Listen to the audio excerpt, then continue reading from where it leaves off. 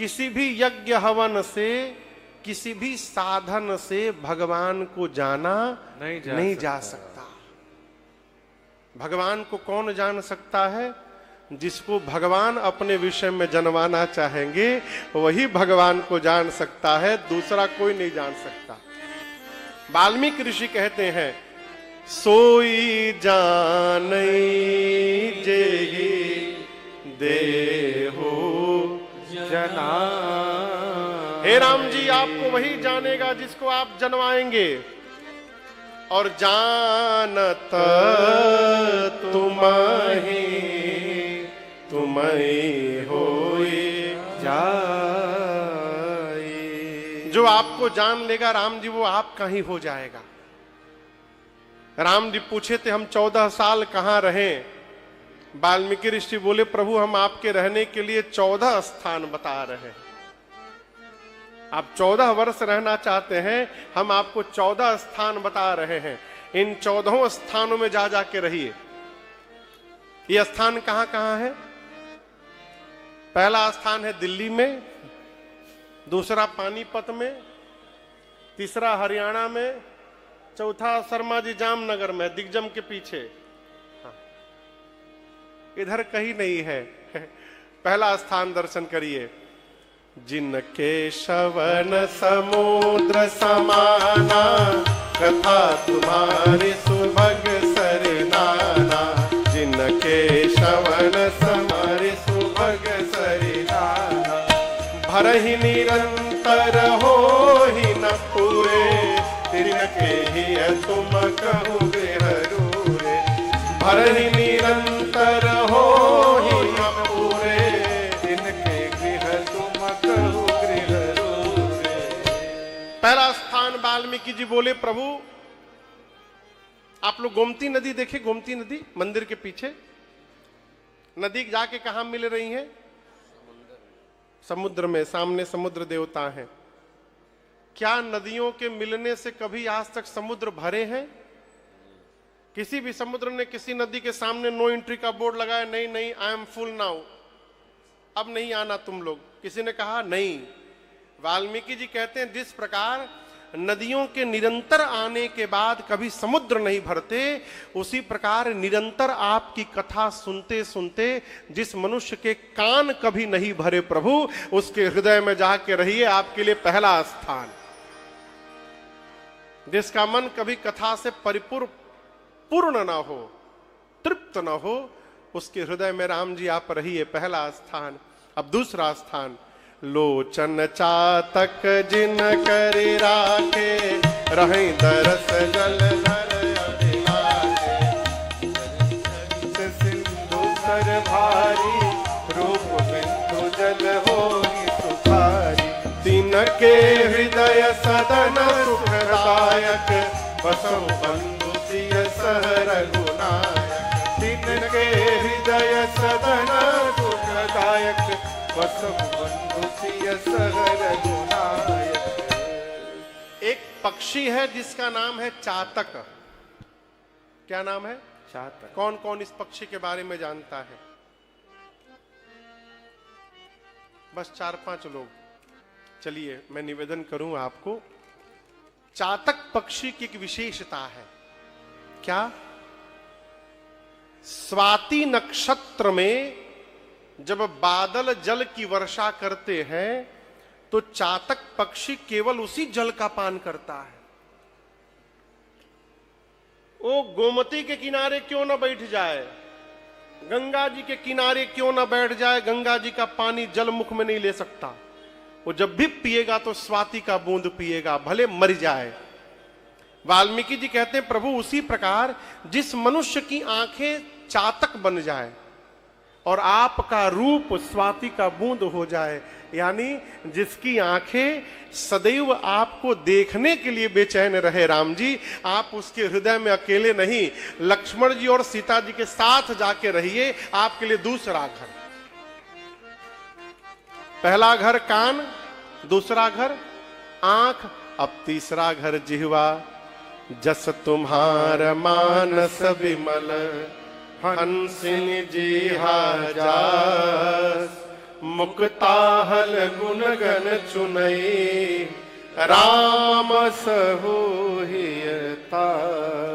कहते प्रभु, जिस मनुष्य की जिह्वा हंसनी बनकर आपके यश रूपी कथा रूपी सरोवर में से नाम और मोती का चयन करती है, आप उसके हृदय में रहिए। आपके लिए तीसरा घर, अर्थात जिसकी जिह्वा निरंतर भगवत नाम जप में लगी हो, राम जी उसके हृदय में आके रहते हैं, उसका हृदय तीसरा घर है।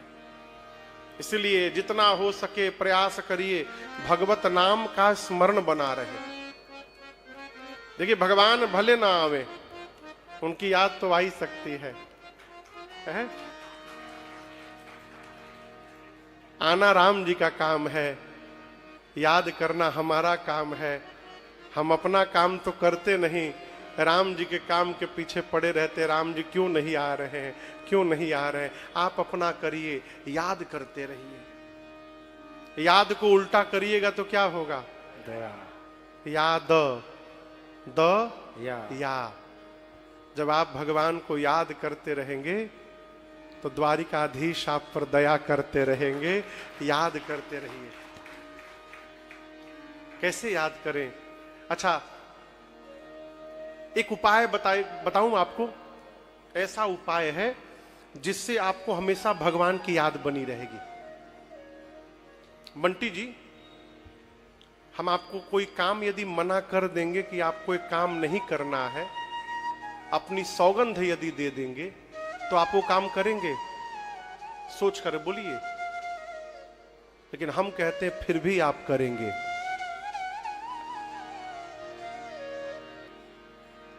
कैसे महाराज? उदाहरण देता हूं। हिंदी पढ़ने आती है? जैसे मान लीजिए हम आपको बोल नहीं रहे हैं, मान लीजिएगा कि आज के बाद आपको हिंदी नहीं पढ़नी है। सौगंध ले लीजिए। आपने सौगंध ले लिया, महाराज हम हिंदी नहीं पढ़ेंगे आज से। इस व्यासपीठ पर देखिए क्या लिखा है। आप मना किया था ना, पढ़ना नहीं है? मना किया था ना। जिह्वा भले नहीं पढ़ेगी, आंख यदि चली गई तो आंखें पढ़ लेंगी। आप रोक नहीं सकते हो अपने आप को। आंख ने यदि देख लिया तो आंख। हमारे एक चाचा हैं, शशिधर सिंह नाम है उनका। पढ़े लिखे नहीं है, लेकिन बहुत बड़ा काम उनका। तो धोती कुर्ता पहनते हैं, तो वो अपना सिग्नेचर करते हैं ना, तो 2 सिग्नेचर कर देंगे तो दोनों मैच नहीं करेगा। वो भी हिंदी में लिखते हैं शशिधर सिंह, तो कभी इसका उस पर सट जाता है, इसका इस पर सट जाता है। तो हमको एक बार बता रहे थे कि बाबू, पटना गया मैं एक मिल के मालिक के साथ, कोई काम था, तो होटल में गए हम लोग। तो उस होटल में एक ही रूम खाली था। तो हम बोले मालिक से कि आप एक काम करिए, आप इधर सो जाइए, मैं बगल वाले होटल में चला जाता हूं। तो बगल के होटल में चले गए। तो पहले का समय था, उसमें कंप्यूटर नहीं हुआ करता था, वो डायरी और रजिस्टर में सब लिखा जाता था। तो उसने रजिस्टर घुमा दिया, पेन की फिलअप करिए अपना नाम, पता, कहाँ से आए हैं, कब जाएंगे, क्यों रुकेंगे, क्या है सब। तो अब इनको तो लिखने नहीं आता, केवल के अपना सिग्नेचर करते हैं, पढ़ भले लेते हैं। ठेकेदार चा शंभू भैया तो बोले कि भरिए भरिए भरिए, आपका काम है, भरिए। तो वो होटल का मैनेजर, नाम बताइए, नाम लिखा, पता बताइए, पता बताए, लिखा, कहाँ से आए हैं, कब जाएंगे, सब लिख दिया। लेकिन सिग्नेचर तो अपने करना पड़ेगा, अब वो थोड़ी करेगा। वो भर करके घुमा दिया, साइन करिए। अब चाचा पेन उठाए, हिंदी में शशिधर सिंह किसी तरह टेढ़ा मेढ़ा लिखे। जब लिख कर देखे तो जो था मैनेजर, वो इनका मुंह देख रहा है। एक बार मुंह देखे, एक बार सिग्नेचर देखे, तो चाचा तो समझ गए कि ये मेरे ऊपर व्यंग कस रहा है कि मैं कैसा लिखा हूं। तो बोले, उम्र कितनी है आपकी? चाचा बोले, कितनी उम्र है आपकी? बोला 27 साल। बच्चे हैं अभी आप, बच्चे हैं। सन 77 का विद्रोह जानते हैं? पटना में हुआ था 77 में जो विद्रोह हुआ था, पता है आपको? अंग्रेजी छोड़ो आंदोलन हुआ था पटना में, आपको पता है कुछ?